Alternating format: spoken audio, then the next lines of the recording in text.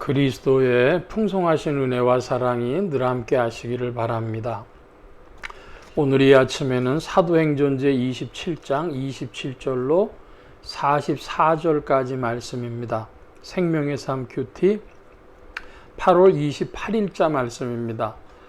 매일 큐티방을 토요일하고 주일은 쉬고 있기 때문에 갑자기 본문이 이제 로마를 향해서 출발하는 바울의 그 일행들이 풍랑을 만나 괴로움 당하는 곳으로 갑자기 건너뛰고 있습니다. 그것을 좀 기억해 주시기 바랍니다. 27장 27절 이하의 말씀입니다. 열 나흘째 되는 날 밤에 우리가 아드리아 바다에서 이리저리 쫓겨가다가 자정쯤 되어 사공들이 어느 육지에 가까워지는 줄을 짐작하고 물을 재어보니 20길이 되고 조금 가다가 다시 재니 15길이라 암초에 걸릴까 하여 고물로 단 넷을 내리고 날이 새기를 고대하니라. 사공들이 도망하고자 하여 이물에서 탓을 내리는 체하고 거룻배를 바다에 내려놓거늘 바울이 백부장과 군인들에게 이르되 이 사람들이 배에 있지 아니하면 너희가 구원을 얻지 못하리라 하니 이에 군인들이 거룻줄을 끊어 떼어버리니라. 그 닷이라고 하는 것은 배가 정박하기 위해서 내리는 갈고리 같이 생긴 큰 그 쇠 덩어리죠. 이제 한 15길쯤 되니까 그 잠시 이제 거기서 밀려가지 않으려고 그 닷을 내렸다 그럽니다. 그런데 이때에 그 물이 15길쯤 되는 것을 보고는 그 혹시 이제 육지가 가까운 것을 생각하고 선원들이 자기라도 살려고 거룻배를 내려서 자기들끼리 도망가려고 하는 것이죠. 그 거룻배라고 하는 것은 타이타닉이라는 영화에 보니까 큰 배 옆에 있어가지고 이제 탈출할 때 쓰기 위하여 만든 조그만 배, 뭐 그런 게 이제 사람들이 타지 않습니까? 그런 것을 말합니다. 그런데 그 바울에게 지혜가 있어서 백부장과 군인들에게 이 사람이 있지 아니하면 너희가 구원을 얻지 못하리라 그랬습니다. 굉장히 그 기능적인 일을 감당해 줄 사람들이죠. 그러니까 그 로마 군인들이 거룻줄을 끊어가지고 이제 선원들이 탈출하지 못하게 했습니다. 하나님이 바울에게 그런 지혜를 주신 건데요. 바울이 무슨 뭐 배에 대해서 잘 아는 사람입니까? 그렇지 않지만은 그 일을 위해서 그 사람들이 꼭 필요했고, 그래서 오늘 지상에서는 주님의 일을 수종 드릴 손과 발이 필요한 것입니다. 주님이 명령을 내리시면 우리 육신도 손과 발이 있어서 자기 생각을 실행하는 것처럼 오늘도 주님께서는 주님의 그 뜻하신 바를 실행할 손과 발을 찾고 계시다. 우리가 그렇게 기억해야 되겠습니다. 33절 이하입니다. 날이 새어가매 바울이 여러 사람에게 음식 먹기를 권하여 이르되 너희가 기다리며 먹지 못하고 줄인 지가 오늘까지 열 나흘인즉 음식 먹기를 권하노니 이것이 너희의 구원을 위하는 것이요 너희 중 머리카락 하나도 잃을 자가 없으리라 하고 떡을 가져다가 모든 사람 앞에서 하나님께 축사하고 떼어 먹기를 시작하며 그들도 다 안심하고 받아 먹으니 배에 있는 우리의 수는 전부 276명이더라. 276명이라고 하는 숫자는 누가가 센 것입니다.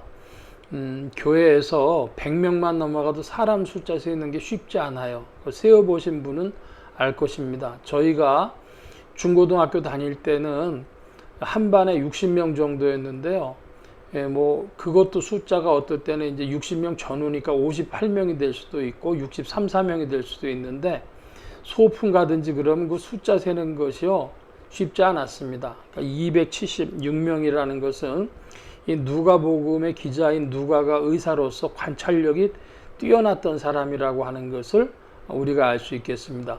성경이 하나님께서 이제 성령의 영감을 받은 저자들을 통해서 기록하는데 그 사람들의 인격을 무시한 것이 아니라 그 사람들의 능력이나 시각이나 또는 인격이 포함되어져서 표현되어집니다. 그러니까 기계처럼 받아 쓴 것이 아니라 그 사람을 주 성령께서 들어 사용하셨다, 이렇게 보아야 맞을 것입니다. 성경의 영감에 대해서 여러 가지 이야기가 있지만 하나님께서는 그 사람들의 인격을 들어 사용하신다. 여기에서 성경에 대한 저술과 해석에 대한 그런 통찰력, 인사이트가 있어야 할 것입니다. 38절 이하의 말씀입니다. 배부르게 먹고 밀을 바다에 버려 배를 가볍게 하였더니 날이 새며 어느 땅인지 알지 못하나 경사진 해안으로 된 항만이 눈에 띄거늘 배를 거기다가 들여다 댈 수 있는가 의논한 후 닷을 끊어 바다에 버리는 동시에 키를 풀고 늦추어 돛을 달고 바람에 맞추어 해안을 향하여 들어가다가 두 물이 합하여 흐르는 곳을 만나 배를 걸매 이 물은 부딪혀 움직일 수 없이 붙고 고물은 큰 물결에 깨어져 가니 군인들은 죄수가 헤엄쳐서 도망할까 하여 그들을 죽이는 것이 좋다 하였으나 백부장이 바울을 구원하려 하여 그들의 뜻을 막고 헤엄칠 줄 아는 사람들을 명하여 배에 뛰어내려 먼저 육지에 나가게 하고 그 남은 사람들은 널조각 혹은 배물건에 의지하여 나가게 하니 마침내 사람들이 다 상륙하여 구조되니라. 사람들이 이제 배에서 뛰어내려서 육지로 가면 살 수 있는데 혹시 그러다가 탈출할 사람들이 있을까 해서 로마 군인들이 이 사람들을 죽이자고 합니다. 근데 로마법에서는 호송하던 사람을 혹은 자기가 그 감옥에서 지키고 있던 사람이 탈역하거나 도망가거나 그러면 자기들의 생명으로 대신해야 되기 때문에 로마 군인들의 이야기는 아주 이상한 이야기가 아닙니다. 당연한 표현을 한 것인데요. 그랬는데 백부장이 바울을 구원하고자 하여 그들의 뜻을 막았다 그럽니다. 그러니까 결정권에 있는 사람이 누구냐 하는 것이 참 중요하고 그 사람들하고 어떤 관계를 갖냐 하는 것도 중요하죠. 지금 이 백부장은 꼭 하나님을 믿거나 알아서 바울의 편을 들어줬던 것이 아니고 바울에 대한 어떤 신뢰가 형성되어 있었기 때문에 바울을 살리고 싶었던 것이죠.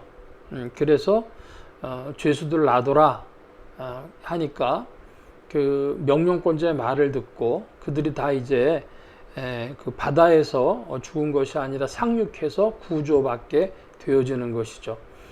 바울은 이 사람들을 살리는데도 힘을 썼습니다.